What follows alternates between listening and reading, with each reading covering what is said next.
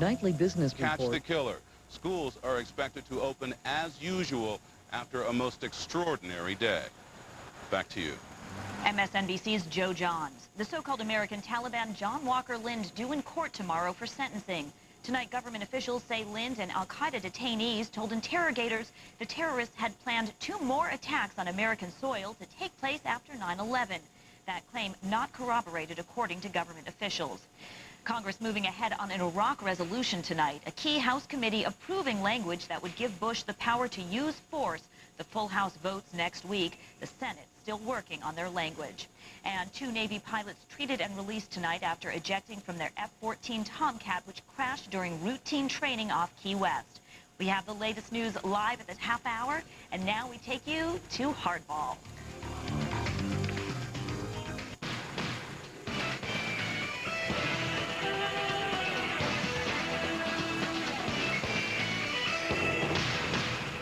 I'm Chris Matthews. Let's play Hardball. The big story in a moment, the inside story of how House Democratic leader Dick Gephardt struck a secret deal with President Bush on Iraq without telling many in his own party. And later, New Jersey Supreme Court says Frank Lautenberg can replace Robert Torricelli on the Senate ballot, but is it fair? And will the U.S. Supreme Court say it is or reverse the ruling? Plus, an icon of American conservatism, the National Review's William F. Buckley Jr. is going to be here, and Citadel candidate, or rather cadet, Nicholas Sinclair takes the hardball hot seat. First, when President Bush announced the deal on an Iraq resolution, he was joined in the Rose Garden by House Democratic leader Dick Gephardt and by Democratic Senator Joe Lieberman. But not everyone in the Democratic Party saw this move coming. Democratic Whip Nancy Pelosi, Gephardt's own deputy, has said she will vote no on this resolution. Today, Gephardt explained his decision to split with some of his colleagues and join the president. He said it was a matter of conscience, not politics. It's one of the reasons that I get frustrated when everybody on all of this is trying to infuse political motives into these decisions. I mean, let's get serious here. We're not playing games here. This is about life and death. Newsweek's Howard Fineman is also an NBC News political analyst. You know, one of the things hurting Gephardt is whenever he makes an important statement, he yells. I should talk, I know, but it is a problem. It is a problem. Yeah, but you're not defending a vote, and he's going to be. How'd it go down? Well, there were staff discussions about this on Tuesday with the Big Four staff, the Big Four leaders in the Congress. But it was clear to the White House people that Gephardt was their man. So they reached out to Gephardt while he was reaching out to them, and Tuesday afternoon and evening they began private discussions to put a deal together. Separate piece. A separate piece, and it was only late that night that Gephardt told Tom Daschle, what was Daschle's reaction to this deal? Daschle's reaction was not that surprised, because Gephardt clearly has been on the hawkish side of this whole thing, and I think there was a certain amount of letting Gephardt go do his thing. But the Gephardt people keep telling me repeatedly how much he was keeping Daschle informed, which makes me wonder how much Daschle really was kept. How much of a hot seat does this put the Democrats in the Senate in? Well, the Republicans have divided and conquered here. I mean, it's clear. They have Joe Lieberman, they have Dick Gephardt. Who's a genuine hawk in his heart. Genuine hawk. He believes in this cause. Yes, and Dick Gephardt, who voted against the 91 Gulf War resolution, is now more hawkish in demeanor and substance than he was back then. What's this do to Kerry, Daschle, Edwards in the Senate? Well, Edwards quickly fell in line on the hawk side. As a matter of fact, the White House is interesting. They called Edwards' office at about noon yesterday and said, hey, how'd you like to come to a little White House ceremony in the Rose Garden? Had Edwards not been presiding over the Senate, I think he would have gone, because he wants to be on the hawkish side of the divide as well. Opportunism at work, right? Well, he's running for president. Right. Okay.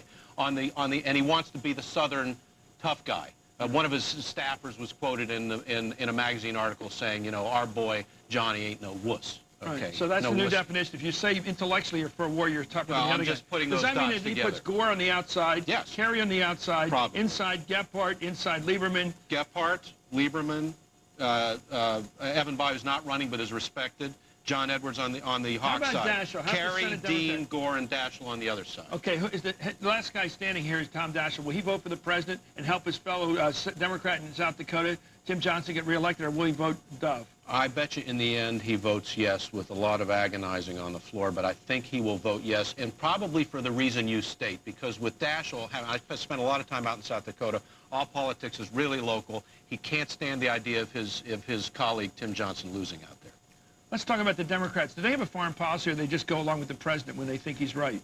They don't have a coherent foreign policy. They're divided. They're as divided on foreign policy as I've seen them at any time since the Gulf War, and maybe even now, depending on what happens in the Middle East, in this region, back to Vietnam. And there's going to be a growing argument within the Democratic Party that's going to take the presidential campaign of 2004 to really hash out. There's going to be a dove wing and a hawk wing. Who's the leader of the Doves? Gephardt now? Well, there's going to be competition for that. The Hawks, well, there are people bidding for it. Gephardt's bidding for it, and Gephardt's running. Lieberman was there first. John Edwards is going to be part of it because he wants to have the southern base of the Democratic Party. On the Dove side are going to be Howard Dean of Vermont, Al Gore, who made that big speech the other day. John Kerry. And John Kerry, probably, but Kerry has the distinction of being a Vietnam War hero, which gives him the ability to cross over. We saw that last night with the cadets down at the Citadel. Let me ask you this. Is this 1968 over again for the Democrats? A divisive convention coming up between Hawks and Doves? It depends on what happens in the region. It depends on what happens with this war we seem likely to have in Iraq. It depends on what happens with the president's policy. If the president succeeds in a surgical strike, who knows? Let's talk about New Jersey, home of the new designated hitter rule. Frank Lautenberg is in. Long live Lautenberg. Yeah. What's going on here? It's almost like Joe Torre walked out to the mound and yanked one guy and put the other guy in. I talked to the Republicans today. Even though the Republican Party of New Jersey has gone to the U.S. Supreme Court, it goes to one justice to decide whether to hear it. David Souter.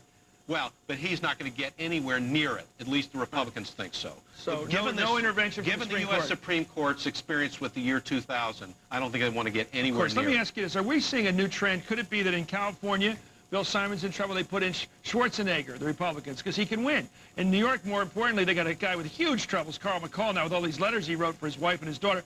What about him being replaced by somebody big like Mario Cuomo? What stops everybody now from dropping the starting pitcher and putting in a relief pitcher in the last inning? Just based on plummeting polls, nothing. And I tell you, you'd be surprised, Chris, if the Democrats, senators and House members that I talked to, liberal Democrats, who otherwise would love Lautenberg, who privately were telling me they're disturbed by it, that they don't like it, they can see where it's going to go. And, you know, the Republican Party has more money and lots of lawyers, and if they want to play this game that way, they'll do it too. But have the Democrats been too smart for him this time by putting in a classy guy like Lautenberg? Yeah, I think they probably have outfoxed him in this case. In talking to the Republicans today, the body language I got was that they're already moving on to Georgia. They'd rather talk about the Georgia race now. They don't want to talk about the New Jersey race anymore. Where can the Republicans pull an offset to offset this loss they expected to win? Well, they're hoping Georgia, to name one, where Max Cleland is. The polls show that he's actually in a tighter race than people thought with Saxby Chambliss, the Republican. And the Republicans think that's because of all the visibility in the last couple of weeks for Al Gore in the Dove wing of the Democratic Party. Doesn't do a conservative Democrat in Georgia any Has Saxby Chambliss learned to talk yet? He was on the show a few weeks ago. He couldn't talk. Well, you probably don't speak Southern. Anyway, Howard Fineman, brilliant assessment once again. Up next, can the Democrats replace a failing candidate this close to Election Day? Attorneys Kendall Coffey and Barry Richard faced off in the Florida recount. They're going to debate the New Jersey case when we return with Hardball. Plus, the National Review's William F. Buckley on whether Congress is giving President Bush too much power on war. And Dee Dee Myers and Ralph Reed are going to be here to go at it. You're watching Hardball. Hardball is brought to you by BMW, the ultimate driving machine. 0 to 60 in 5.9 seconds. And it corners with almost no body roll. Does it handle as good as it looks? Come on, what's it like to drive one of those? You tell me. The completely redesigned BMW 7 Series. If you don't have a friend who has one, you'll have to visit an authorized BMW center for a test drive. I'm starving. Want some chicken and stars? Condensed soup? We're big girls now. There's a better tasting soup. Progresso chicken noodle. All white meat chicken, bigger veggies. See the difference? Just tastes better. It's time to go to the better taste, the Progresso. For powerful digital imaging systems that let you print, sort, duplex, and staple right from your desktop. And people who are fast on their feet. Think inside the box. Think Sabin. Frequent persistent heartburn 2 or more days a week despite treatment and diet change may be acid reflux disease. You never know when to expect it. The burn can stop you in your tracks. You worry about the risk of long-term problems. I got help. Learn to handle the disease and the risks in ways that make sense for me. Call this number now for information and a free kit from Prevacid, a handbook on managing acid reflux disease and its risks, a risk alert profiler, a guide to making the most of your next doctor visit, and a 7-day free trial certificate to use if your doctor decides Prevacid is right for you. Prevacid fights acid reflux disease 3 ways. It beats the burn, helps heal the damage, and best of all, staying on Prevacid if prescribed can stop the damage from coming back. Prevacid has a low occurrence of side effects such as diarrhea, abdominal pain, and nausea. So if you want the power to manage the risks, heal the damage, and stay healed, call now for your free kit. On the next Hardball College Tour. I'm Chris Matthews. On Wednesday, the Hardball College Tour goes to Cleveland State University for Joe Esterhaus, the man who wrote Basic Instinct and is leading a crusade against Hollywood's glorification of smoking. The Hardball College Tour rolls on next Wednesday night at 9, only on America's news channel, MSNBC. No lectures, no papers, just hardball. MSNBC is breaking news 24/7. When it comes to consuming the majority of goods and services, homes wired for cable television are leading the way. A recent survey reveals that in the last 12 months, cable subscribers have purchased over 75% of new automobiles, domestic air travel, jewelry, toys, computers, and a whole lot more. As a business owner, can you afford not to be on cable? Call AT&T Media Services and put your advertising where your customers are. AT&T Broadband. Pay-per-view. Who's watching? Hockey. What's on next? Hockey. All right. Just put it off the table, please. Do you live hockey? Then you need NHL Center Ice on Sports In Demand. Follow your team and catch up to 40 out-of-market regular season NHL games a week on digital cable. To order now, call 1-888-SPORTS-IN. Your team is right here in October. Order NHL Center Ice today on Sports In Demand. Should New Jersey Senate candidate Frank Lautenberg be allowed on the ballot? The New York Times editorial board writes that the New Jersey Supreme Court's ruling, quote, appears to clear the way for a vigorous, if necessarily abbreviated, campaign, thus giving New Jersey voters the choice they deserve. But Times columnist William Safire doesn't see it that way. He writes, quote, the New Jersey Supreme Court set aside the election law and approved poll-directed final month pinch hitting. This establishes a new political practice. If your candidate begins to fall behind in surveys, forget primary results and substitute a candidate whose recent activities and views cannot be thoroughly examined by media, nor whose stamina can be tested on the trail. There's a shot. Barry Richards, an attorney who represented George W. Bush in the Florida recount of 2000, and attorney Kendall Coffey represented Al Gore. Let me go to Kendall Coffey right now. Can you defend this decision, sir? You bet I can. First of all, fundamentally, it's a question for New Jersey. It's their U.S. Senator, and it's their state Supreme Court. 7-0, 6 of the 7 justices. What about the law that set a time? Governor. What about the law that set a timetable? It's so reminiscent of Florida. There was a timetable for changing candidates. They didn't meet it.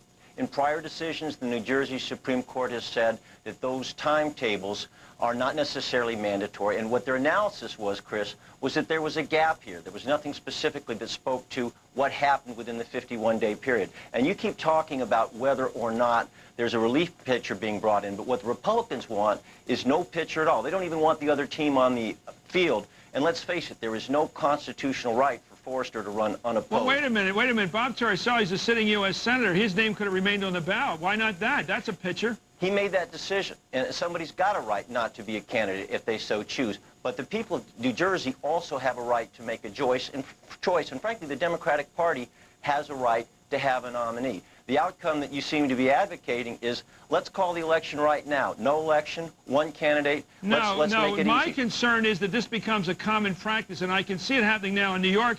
Somebody's going to want to dump Carl McCall because of his behavior with helping his wife get jobs or his daughter get jobs.